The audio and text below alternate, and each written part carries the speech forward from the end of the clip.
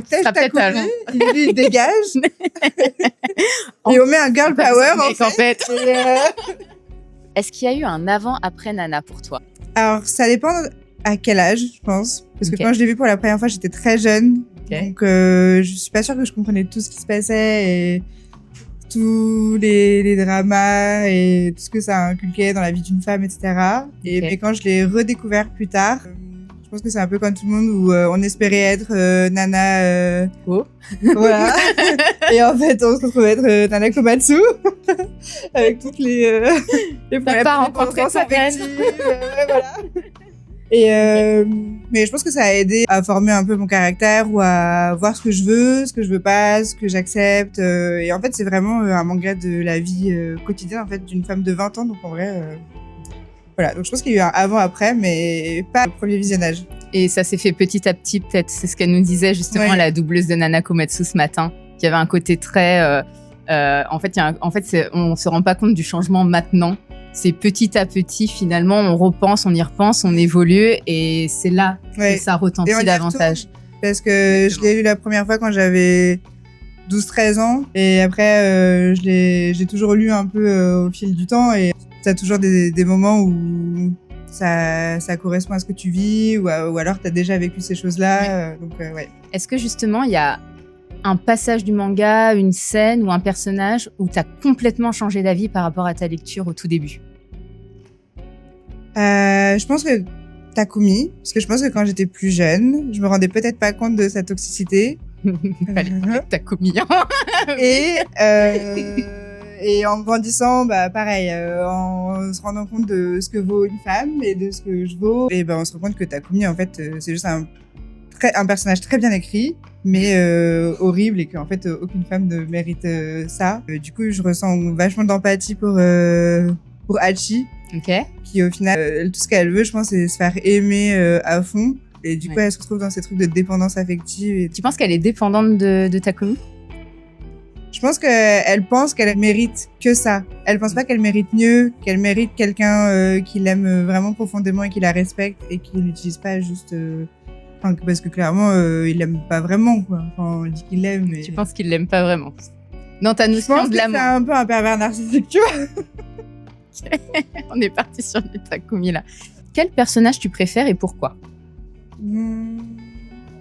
Dure question. Hein.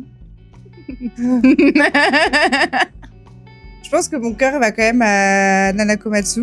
Ok. Parce que je pense que je m'identifie beaucoup à elle. D'accord. Et notamment dans ma jeunesse, j'ai pu faire, je pense, les mêmes bêtises qu'elle. Mhm. Et du coup, j'apprécie vraiment dans sa manière de voir les choses et d'essayer de se dépatouiller. Et j'imagine dans une suite que du coup, elle aurait la même évolution ou les mêmes prises de conscience que moi, entre guillemets. En fait, ce qui est ultra intéressant dans Nana, c'est que les deux héroïnes sont les narratrices et Oui. tu les suis sur différentes temporalités. C'est ça. Et en fait, elle analyse vraiment sa vie, ce qui s'est passé, etc. Donc, il y a une énorme prise de recul. Pour moi, vous allez voir dans une autre vidéo, en fait, Nana, c'est un manga sur l'introspection.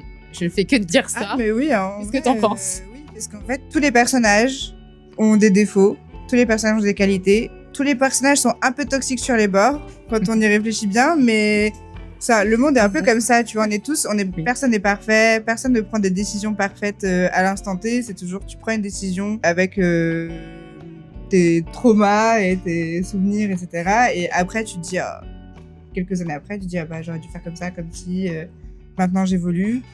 Et le fait de les voir évoluer comme ça, comme tu dis, en plus c'est la vingtaine, donc c'est... Ouais, elles ont 20 ans. Elles ont Complètement sont 20 super ans. jeunes maintenant. Et quand je disais ça quand j'avais 15 ans, elles étaient super vieilles, entre guillemets. Donc t'as quand même ce truc où c'est intemporel. Oui. Et du coup, tu peux faire une introspection de ta propre vie avec Nana. Voilà. Ouais, Voilà. complètement. Et je te poserai une dernière question. Ouais. Il y a Yazawa qui a confirmé récemment qu'en fait, tu sais déjà ce que je vais dire.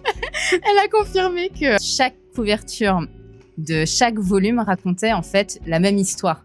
Donc, à ton avis, Nana et Hachi, où est-ce qu'elles se rendent? Moi, je pense qu'elle retourne à l'appartement 707 Ok. pour un final de rencontre après toutes ces années séparées. Parce que oui, t'as une continuité. Bon, elle rentre, et je pense que soit elle rentre chez elle au final, parce qu'à la fin du manga quand même, elles sont chacune de leur côté. Oui.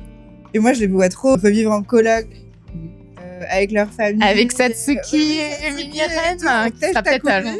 Lui, il dégage. Et on met un girl power, en fait. Et puis on met Nobu et tout dans un coin. Y a pas...